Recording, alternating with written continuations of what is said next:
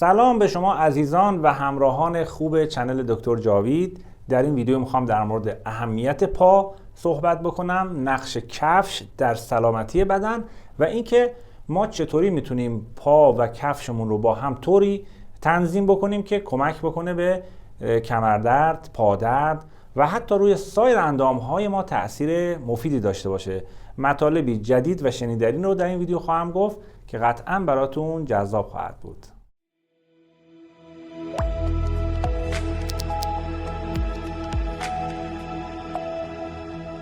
عزیزان حتما شنیدین پا قلب دومه. چرا این اصطلاح رو به کار میبرن؟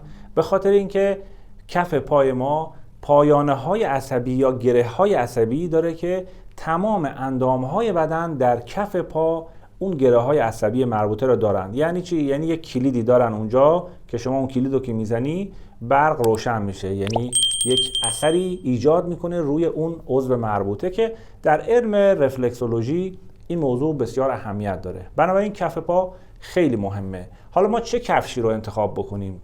از لحاظ جنس، از لحاظ سایز، از لحاظ کف کفش که روی پامون اثر خوبی داشته باشه، اینها رو بایستی خیلی عالمانه در واقع کفش رو انتخاب بکنیم. حتی در منابع طب سنتی ایرانی رنگ کفش رو هم آوردن که روی سلامتی ما تاثیرگذاره و این خودش خیلی نکته مهمیه که ایرانیان باستان و حکمای ما اینقدر ریز روی در واقع کفش نظر داشتن. اول از لحاظ سایز میخوایم کفش رو بررسی بکنیم.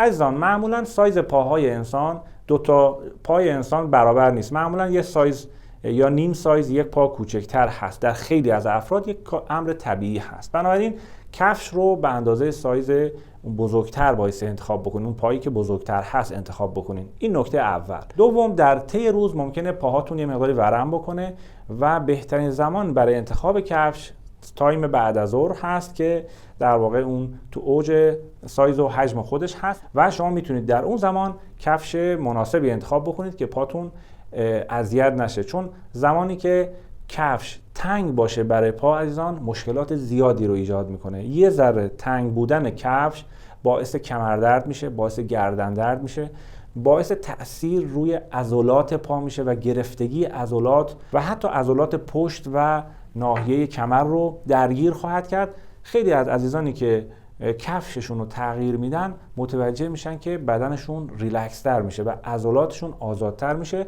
بنابراین کفش تنگ به شدت نهی میشه و کفش تنگ رو استفاده نفرمایید. از حیث فرم کفش عزیزان، کفش ها چند دستن دیگه. شما کفش راحتی، کفش واکینگ نیاز دارید، کفش ورزش نیاز دارید، کفش کوه یا کفش مجلس نیاز دارید.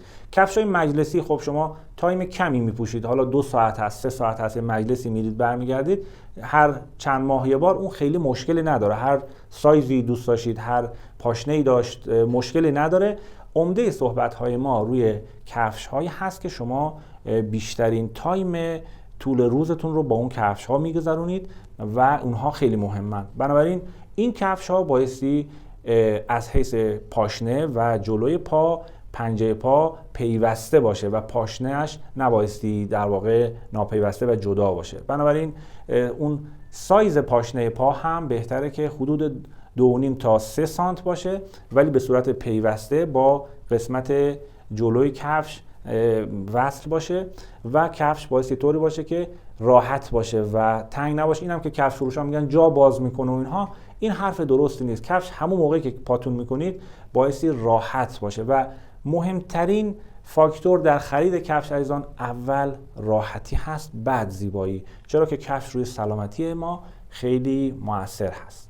عزیزانی که کفش گشاد میپوشن و کفشاشون بزرگ هست و پا توش بازی میکنه، اینم بدونن که این به مرور زمان میتونه باعث زخم‌های پا بشه یا میتونه باعث در واقع یک سری تاول‌های روی پا بشه. بنابراین باعث فیت پا باشه و از حیث سایز کفشی باشه که مناسب باشه و قسمت شست پا آزاد باشه و تحت فشار نباید باشه. خب فاکتور بعدی برای کفش مناسب عزیزان جنس هست. جنس رویه کفش و جنس کف کفش. از آن جنس کفش باعث همخوانی داشته باشه با منطقه‌ای که شما زندگی میکنید. مثلا اگه در منطقه گرمسیری هستید، باعث رویه کفشتون هوا ازش عبور بکنه و بهترینش همین کفش‌هایی هستش که در واقع پارچه‌ای هست و هوا عبور میکنه و این خودش باعث میشه که خار پاشنه، میخچه دچار نشین، چون تأثیر میذاره روی وضعیت پا. وقتی که پا درون کفش عرق بکنه و هم عفونت‌های قارچی رو ممکنه لای انگشتان به وجود بیاره و هم یک سری مشکلاتی رو برای کف پا ایجاد میکنه. بنابراین رویه کفش در مناطق گرمسیر خیلی خوبه که پارچه‌ای باشه و هوا ازش عبور بکنه. در مناطق سردسیر هم البته بهترین رویه‌ای هست از جنس چرم که جنس چرم سازگار با بدن هست و تأثیرات مثبتی رو داره به صورت کلی روی پا. عزیزانی که کف پاشون دچار بیماری و مشکلاتی مثل خار پاشنه هست یا مثل میخچه، من تخصصی درمان اونها رو در ویدیو جداگانه گفتم، میتونید برای درمان خودتون مراجعه کنید به اون ویدیو. عزیزان با لایک و کامنت خودتون شما هم مشارکت کنید در انتشار این مطالب که به دست هم نوعانمون برسه. ممنون از کامنت های پرمهرتون.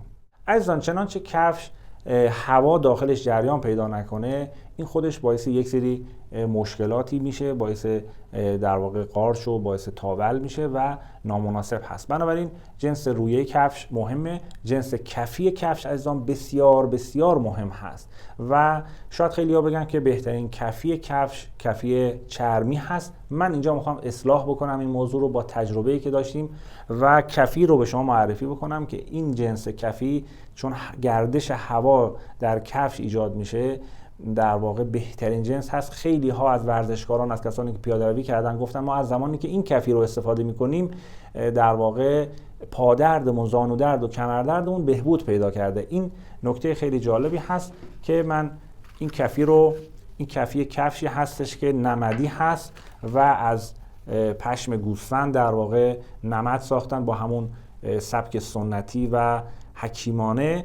این نمد عزیزان هم خیلی نرم هست، قابل انعطاف هست و همین که هوا از داخل این نمد عبور میکنه و اجازه نمیده کف پا عرق بکنه، بوی بد بده و چون عایق گرما و سرما هست به نوعی در تابستان و زمستان تأثیرات خوبی داره از حیث عایق بودن.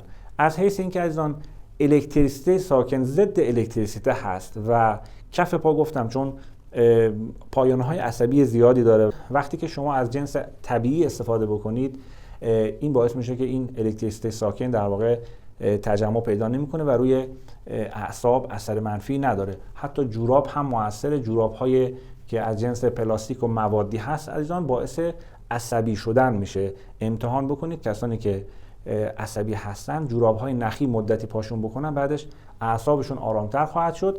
این کفی نمدی هم همچنین بسیار اثر خوبی داره و توصیه من هست. من خودم تو کفشم استفاده میکنم، سال هاست دارم استفاده میکنم و این کفی نمدی رو شما میتونید از سایت دکتر گرین لایف تهیه بکنید. داخل سایت هست برای ایرانیان و عزیزان خارج از کشور ایران و در داخل ایران هم سایت خانه احسان هست که میتونید سفارش بدین براتون ارسال بکنن. واقعا دستشون در نکنه این تیم خوب دکتر گرین لایف که محصولات ارگانیک تهیه میکنن. خیلی محصولات عالی و با کیفیتی هست و من این کفی رو تایید میکنم. برای کف پا بسیار بسیار خوب هست و پا عرق نمیکنه، بو نمیگیره و اثر میذاره روی سلامتی شما و اعصاب بهتر و موقع پیاده روی حس بهتری دارید. توصیه میکنم تست بکنید و لذتشو ببرید. عزیزان سعی بکنید که کفش که پاتون میکنید جوراب هم پاتون بکنید، به دلیل اینکه پا عرق میکنه و اونجا محیط مناسبی برای رشد میکروب ها میشه. بنابراین توصیه‌مون هست که حتما کفش رو با جوراب بپوشید.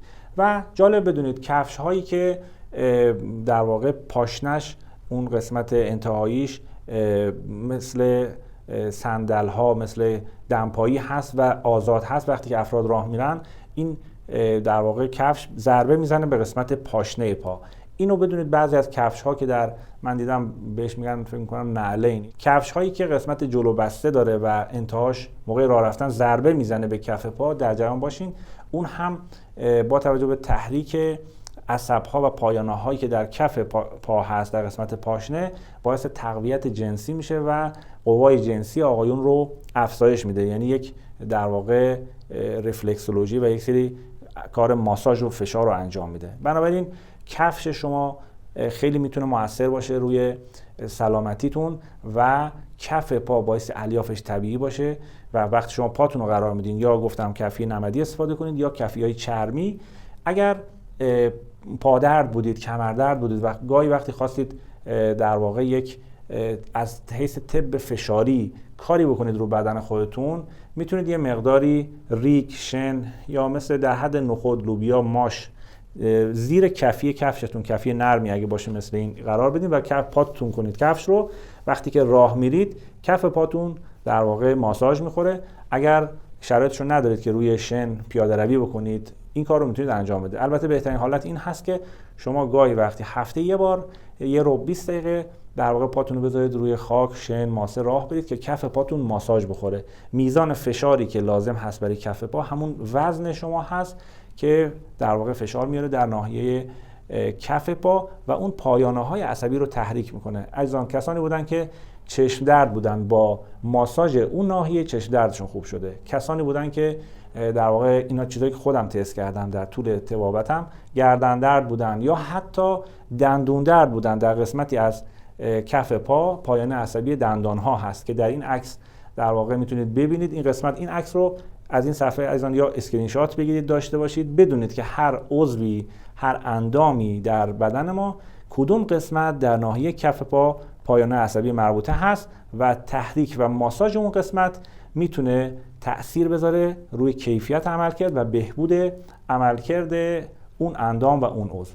بنابراین کفش رو توصیه میکنم جدی بگیرید. از حیث رنگ هم کفش بهتره کفش مشکی نباشه و توصیه حکما و بزرگان ما این بوده که کفش‌های سفید رنگ روشن، کفش‌های زرد استفاده بکنید که اثراتی داره روی سلامتی که از علم رنگ درمانی هم شما میتونید استفاده بکنید در انتخاب کفش خودتون. دیدین که کفش چقدر مهمه برای سلامتی و کف پا چقدر مهمه در واقع در سلامتی ما نقش داره.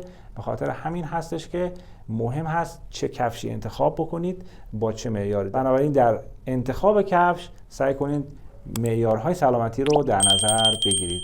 پیروز و شاد و سالم باشید. خدا نگهدار.